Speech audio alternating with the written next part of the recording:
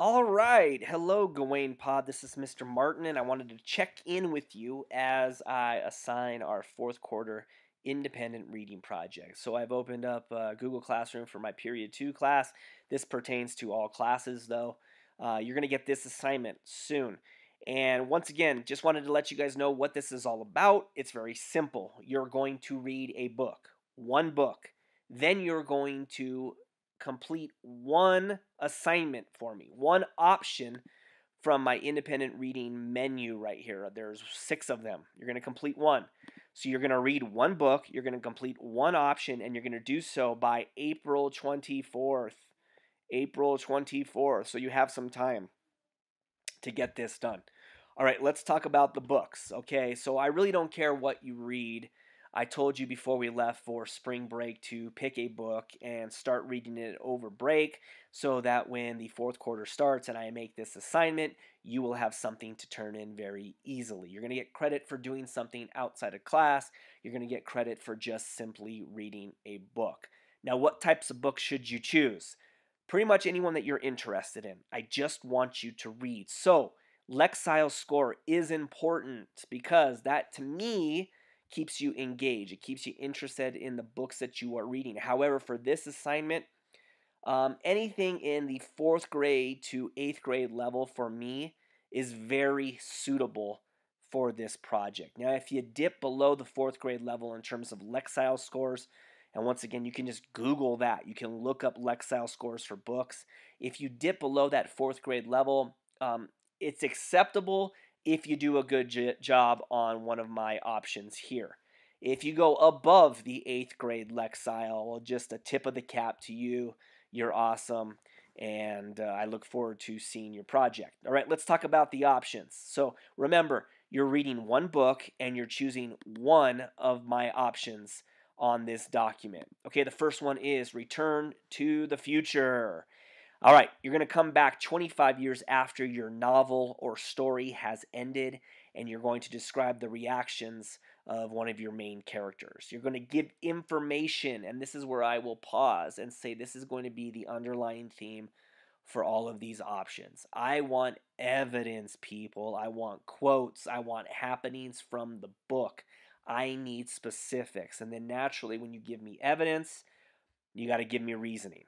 Okay? So information about your character and then and now, and show how it should be in the present, as well as evidence of connections to the text. Option number 2, this one can be fun. You can create your own digital newspaper. You can create your own art newspaper, analog style. Give me a headline and then write a news report about a particular scene, character, or event in your book.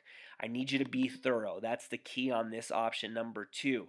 Being thorough to me tells me you know exactly what you're talking about and that you actually read the book. So provide quotes, provide details, happenings from the book. All right, and try to write this like it is a real news report. Connect to character. I don't care who you are, right? Maybe we are not Harry Potter. Maybe we are not in wizarding school, but we've all gone to a new school. Some of you guys came from elementaries where you didn't have a whole lot of people in your school, and you come to Castle Rock Middle School and it's completely different. Well, guess what? You have a connection to Harry Potter. Okay, maybe you weren't entered into a global lottery and you're going to have to fight for your life like Katniss Everdeen, but guess what? We all participate in sports, so we know what it means to compete against people. You can make connections to any characters in these novels if you are creative enough. I want you to write about something similar that has happened to you. Okay, realistic experiences. Be clear about your connections. To do that, you need to provide evidence. I put a little parameter right there, 5 paragraphs minimum on this connection to the character. Diary entry. I'm only asking for 3, okay? But it's got to come from a major character's point of view. So you're going to tell the story through their voice in your diary. Now, each diary entry should be lengthy enough to give details and seem like an addition to the story. Once again, quotes can come into play there and they can help you out.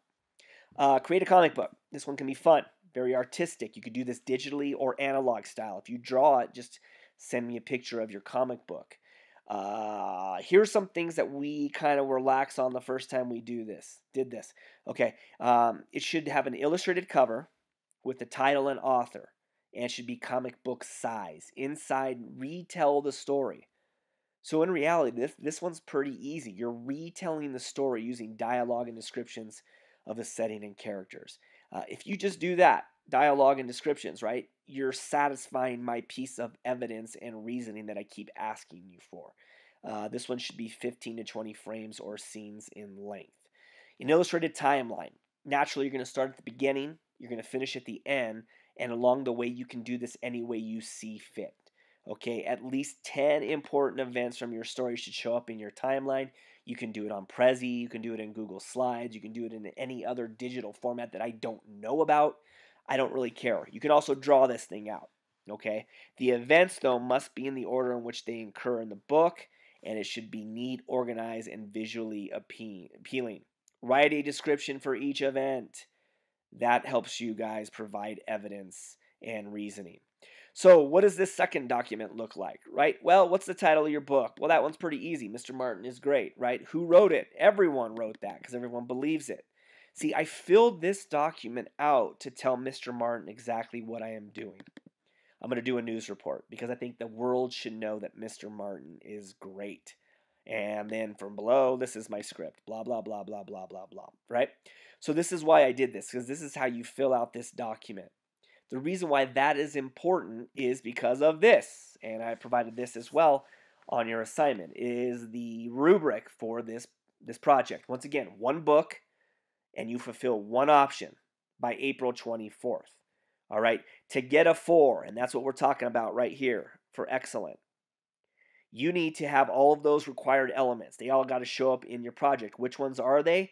They are all of these right here. The title and author, genre of the story, names of major characters, a brief description of conflict. You've already done half the battle here on this document.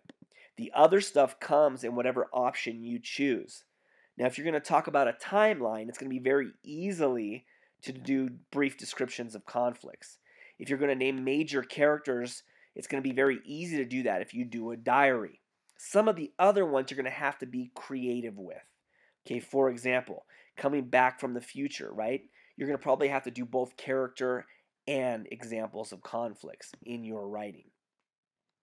To get a 4, you have to do all of those required elements. They have to show up in your project. 3 of them show up. That's just satisfactory to me, and that lives in the land of 3. Okay, if you include all major plot details, if you hit all of the marks that I'm asking you to hit, and be specific, right, Mr. Martin? Okay, here's specifically what I'm talking about. If you have 15 to 20 frames, you've hit the mark. If you have 10 important events from the story, you've hit the mark. 3 diary entries, you've hit the mark. 5 paragraphs, you've hit the mark. Okay, I've kind of given you some guidance on all of these things. These first 2, you're going to have to really play with and just do a good job on them. Opinions. Okay, provide detailed reasoning in all areas you provide evidence. Okay, that's where you're going to show me your opinion, your likes and dislikes.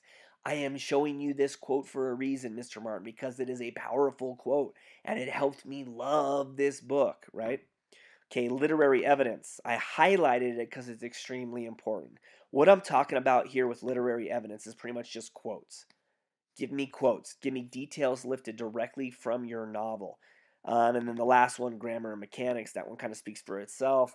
I don't want a piece of paper. I don't want a digital document that is just chock full of errors. Help me read these things, right? I still have to read 138 of them. So that is the Independent Reading Project. Okay, one novel, one option by April 24th. Any questions, please do a comment at the bottom of this assignment. Send me an email. It does not matter. I think it's pretty self-explanatory. I'm trying to give you credit for reading the book on your own. Let me know if you have any questions, though. I'm here to help.